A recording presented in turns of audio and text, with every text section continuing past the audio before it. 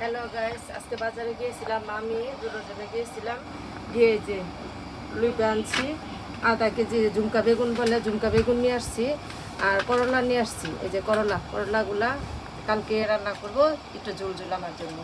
আর ধনিয়া পাতা নিয়ে আসছি, আর এই যে ছেলের জন্য টক পাতা নিয়ে আসছি, টাটকা টক পাতা নিয়ে আসছি।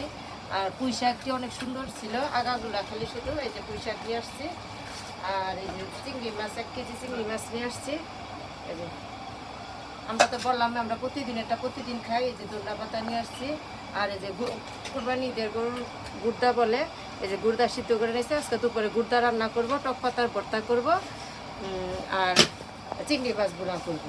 এগুলা রান্না করব কালকের জন্য। এগুলো আমাদের বাসার কাছে, সব কিছু আমি প্রতিদিনই বলি যে টাটকা টাটকা নিয়ে এসে খাই। এই যে আজকে অল্প অল্প করে সব নিয়ে আসলাম। এই যে সবজিটি অনেক সুন্দর, মাছগুলো একবারে তাজা।